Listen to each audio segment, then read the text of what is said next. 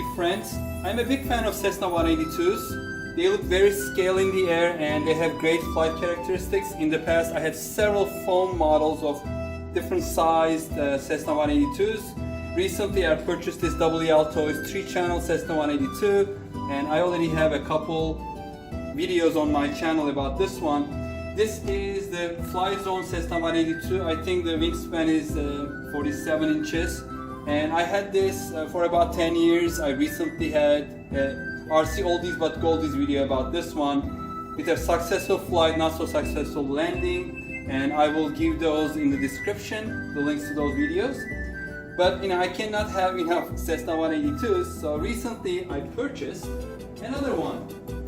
This is 1400 millimeters or 55-inch wingspan Cessna 182 5-channel Cessna 182, which I purchased on eBay for $125. Here is the instruction manual that came with it, and these are listed under different brands like FMS, and I will just give the descriptions below, the links to those websites. This one I got from eBay. Here's a quick backstory. I purchased this plane from eBay seller ciciflyers for $125, and I decided also to purchase the $15 2-year square trade warranty just in case I had an accident. I didn't know about the flight characteristics of this, so I thought paying 10% will be fair price for not taking the risk. The shipping was about $10, another $8 for tax, so the total was $158. Then I started looking what the model and brand was, and I finally found through the shipping address of the seller that it was True Value Hobby. Here is the valuehobby.com website. It looks like a great resource for RC enthusiasts, especially for buying almost ready to fly and kit airplanes. Here are the 3 versions of the airplane that I bought, the Cessna 182, and my version 125 is the exact same price as I purchased on eBay. And if you click on it, everything looks like the same. It is 55-inch wingspan, plug and play with flaps and lights, EPO foam. And I think this airplane has been manufactured in the same factory as the Skytrainer that used to be sold on Tower Hobbies. It's the same size. I mean, the pictures are almost the same if you look. All the details are the same. This has been discontinued, but the Skytrainer is still available through Horizon Hobby. Color scheme is different. This is the RTF version for about $200. And if you go to Amazon, you can still find these as well for the same price and buy FMS. So FMS, the brand FMS, is probably rebranding it from a Chinese manufacturer that sells these airplanes, and I got the no-name brand from True Value Hobby. And let's take this out and see how it looks. So the fuselage, the wing spar here, the landing gear with the hardware package, the spinner, and there's some glue, tube of glue. I don't know what the content is, just white. Here's the 3-blade prop, going to make it look very scale. And here's the horizontal stabilizer with the elevator and the vertical stabilizer with the rudder. And the 2 wings, this is the right wing, and each have 2 servos, one for the aileron, one for the flaps. It's a 5-channel model. And these wings also have lights. On the left wing you will see the clear LED light. This is the landing light, and red and green lights at the wingtip. So it's going to look very nice, especially towards dark, when it's getting dark. So what I'm going to do is, this is, by the way, this is plug and play PNP, meaning that it's kind of like transmitter or receiver ready. So you have to provide your own radio, but everything else is inside except the battery, of course. So it has all the servos for the elevator and rudder, the electronic speed control, a brushless motor in the front. So everything is included except your radio system and your battery. Wow, it definitely looks larger than my fly zone. And here's on the bottom, oh, it's the steerable landing gear, has not been installed yet. And I'm assuming this is the compartment for the battery. And it comes with the Dean's or T plug. So most of my batteries are Dean's or T. So this is going to be nice. Here is the ESC. It doesn't have any markings, but I'm assuming it's going to be 30 or 40 amp ESC. And it requires 11.1 volt, so that's 3S, 2200 LiPo battery. So I have plenty of those. This is going to be great. And by the way, the ESC is 30 amps brushless ESC. All right, and the total weight is 1.5 kilograms. That's a little over 3 pounds. And the wingspan is slightly over 140 centimeters, 55.5 inches. Looks great so far. So what I'm going to do is, I'm going to speed up the video, just so that you are not just watching me putting this together for a couple hours. But whenever I have something important to say, I'm going to slow it down and say it and then speed up again. Alright, let's start this.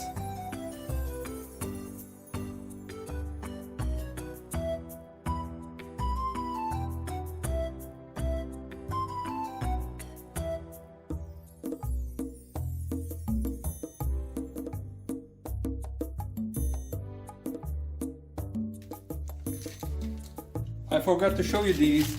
Here are the wing spars with the hardware, and also the Y connectors for the, I'm assuming, aileron and flap servos. And here are the little antenna. Of course they are not real, it's a plastic. To make it more scale, these will be coming on top of the wings on the back like this. So very nice detail. I like it so far. I'd like to point out that the instructions are well written, the pictures are relevant, and the English is native. It looks native. But two things I would like to point out. First of all, it talks about connecting the aileron push rods to the ailerons from the servos. That's not needed. The model already comes all those rods installed for both flaps as well as ailerons, so that's not needed. So you can ignore that part. And also on the first page, right after these are done, so it's already done for you, it talks about getting the tube into the holes of the main wing and then attaching the wing.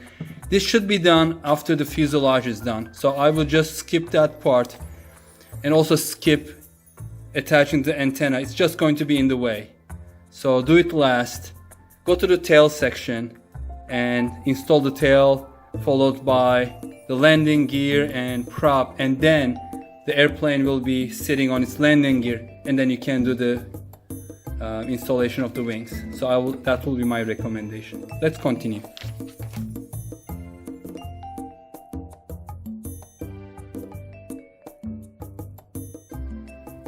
I'm getting ready to glue the tail section to the fuselage, and one thing I would like to point out is there's this lead going to the little LED on top of the vertical stabilizer. Make sure to get the polarity right, because this connector does not have any way of it can go both ways. So make sure the red is on the same side as red, the positive, and then negative, the black, is on the same side as black on the other side. And make sure to just push this in or pull through to get it inside, so it's not in the way when you're actually gluing this over here.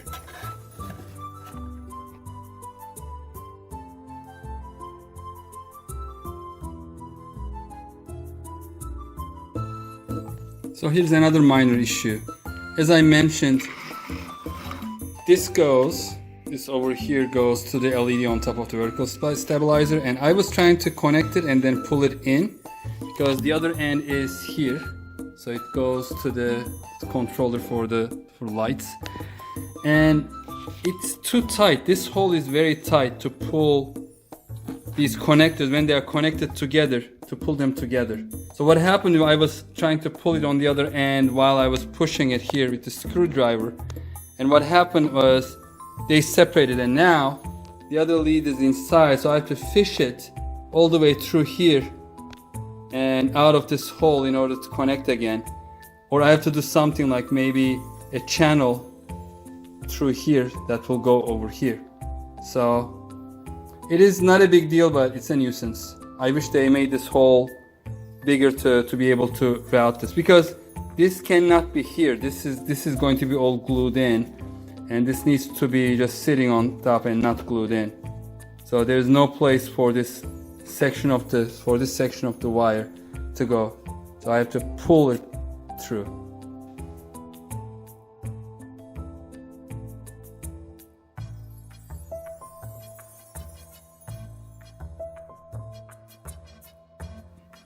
So when I was trying to pull the wire through that hole back in order to be able to connect it to this LED wire on the vertical stabilizer, I ended up damaging the foam. There are a couple little pieces around like here, so it's impossible. So I think this was placed when the halves were glued together. So once this goes to the other side, there's no way of pulling that back in. So what I have to do now is make a channel here so I can actually connect it to this. And I think it's partially going to be glued in, but there's no other way of getting it through that hole back in without taking these halves off, which I'm not going to do. So it's a nuisance. I wish they engineered this better to make this hole larger so it's easy to pull the wire back in if it's pulled back. So yeah, I have to fix that now.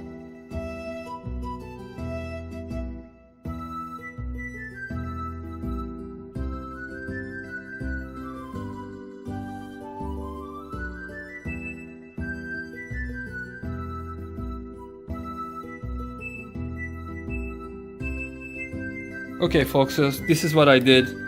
It was a major pain in the neck.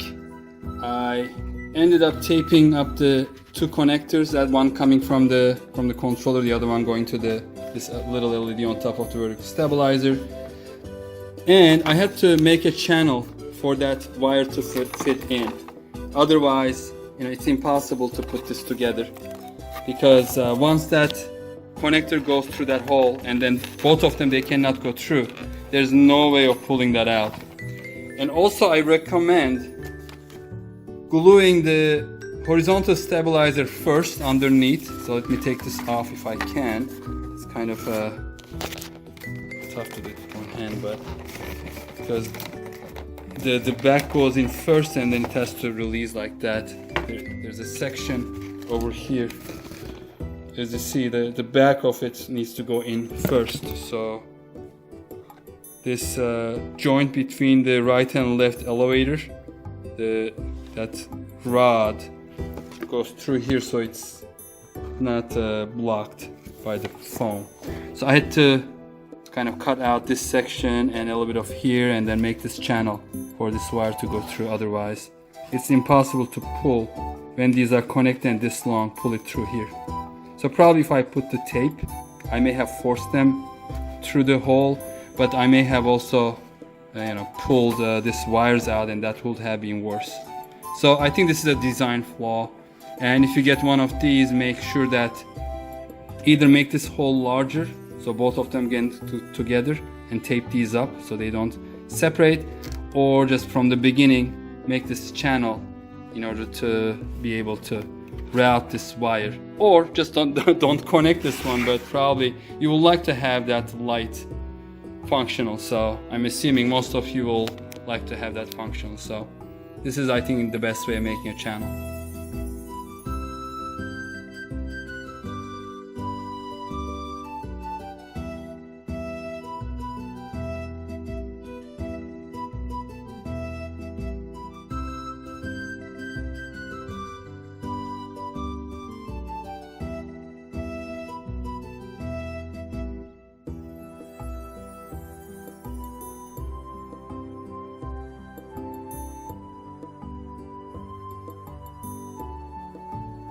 There is another minor issue. The control rod going to the elevator horn is too short, adjusted too short. Fortunately, they put a hatch to access the elevator and rudder servos. So what I'm going to do is untighten this screw and then just push the control rod to make sure that it is connected. So it's basically like 3/4 of an inch short here.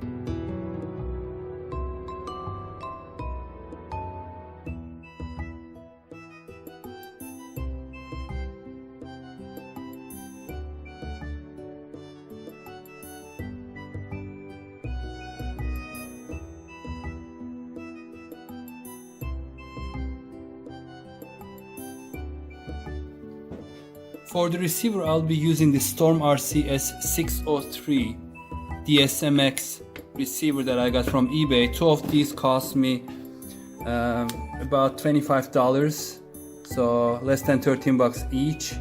They had free shipping, plus tax. And the reason I'm going to use this is because I can bind it to my Spektrum DX6i radio.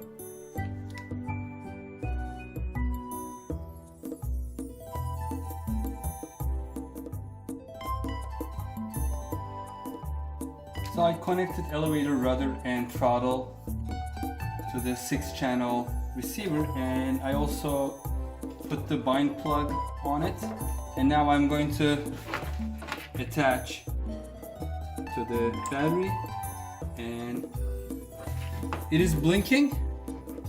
Let's see if I'll be able to bind the first time. So hold the bind lever, turn it on.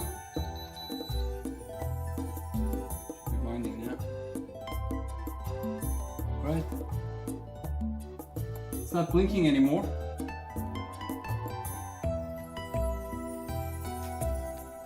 Yep, I don't have any.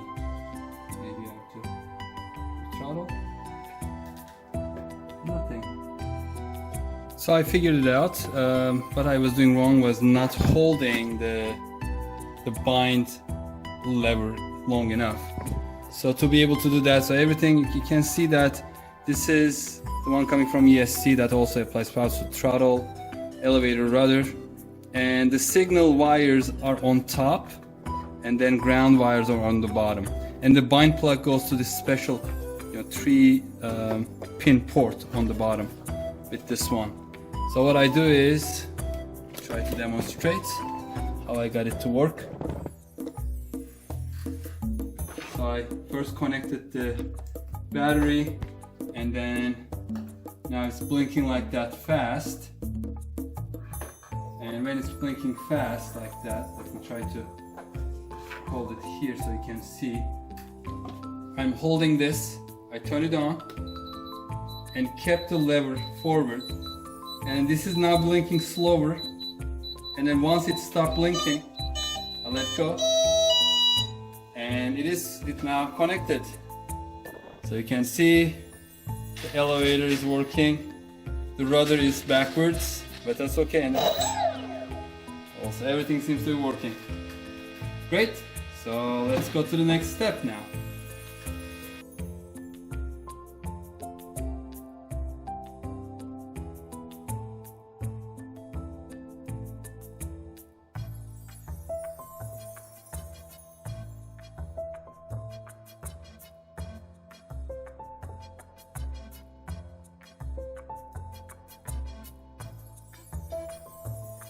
So far everything seems to be working as they are supposed to. So now it's time to put the wings together and attach on top. Before I do that, before I put in the 2 screws to hold them in place here and here, I'm going to make sure that the lights and the ailerons and flaps, they are all working fine. And after that I'm just going to take care of the propeller and wing struts, and it should be ready to go for the range check tomorrow, hopefully. And tomorrow is the Father's Day, and my wish was going to our secret location in Burlington, Mass, and have maiden this baby.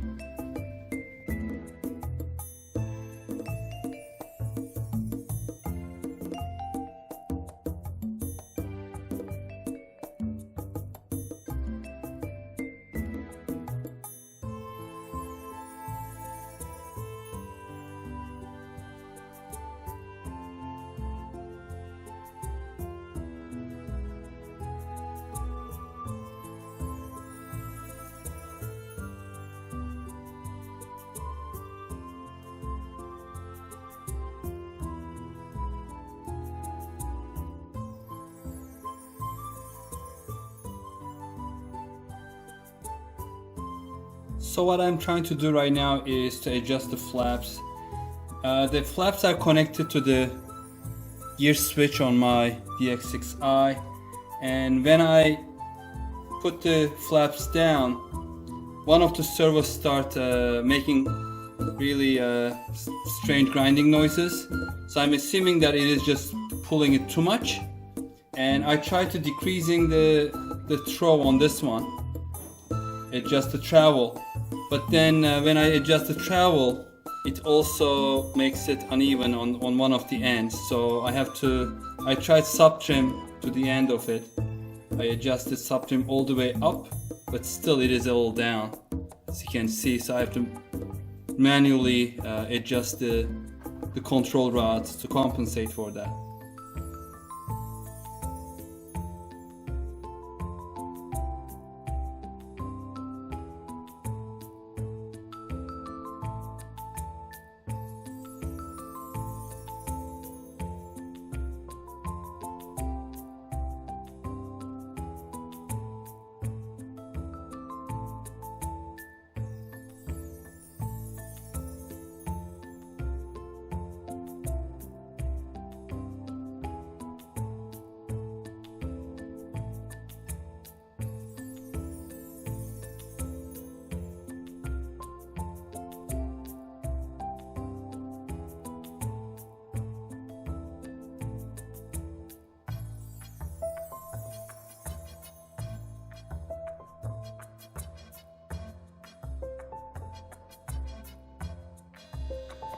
All the controls have been connected.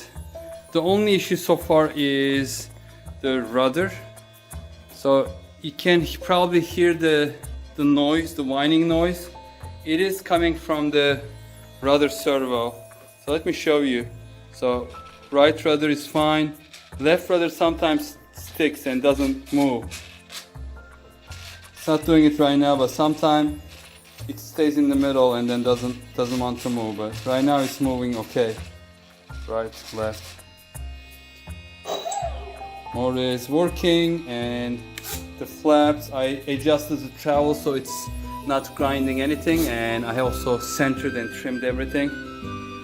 And finally we have the ailerons, and the right aileron is all up, so I'm just going to physically change that. I haven't done it yet, but the left one is fine, as you can see. Looks pretty good.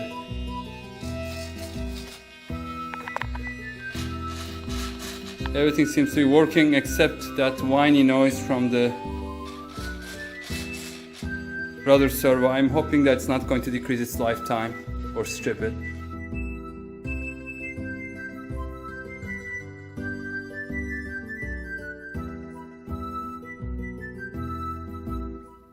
So everything is working, and the last two things I need to do is put on the wing struts and also adjust the right aileron physically from the contour horn.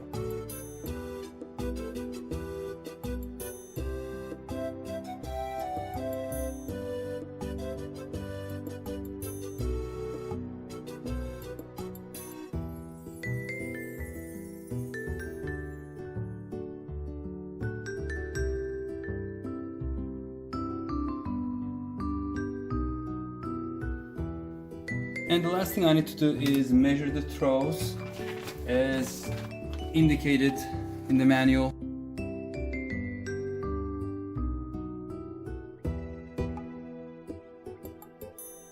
So the throws on all surfaces except the flaps are way too much. So the flaps are at 20 millimeters, and instead of 8 millimeters each way on the aileron, elevator and vertical, so rudder, they are more like 20 millimeters on each side. So maybe that's the reason the rudder has been sticking. I'm not sure why they adjusted it like that. It looks like I may have to change the holes on the control horns on top of the servos, because these are already attached to the outermost holes, except the ailerons, I think the second one. So I need to do some adjustments, or I will have a plane that may be reacting almost like an aerobatic airplane. So we'll see. I don't know if this is correct, or I have to check on the field. I may be able to adjust the travel from my DX6i, and then as needed if I have to go to the servo horns. Now I'm going to put a 2200 3S battery inside and then check the center of gravity and mark it so that it is not tail heavy, either in the middle or slightly nose heavy.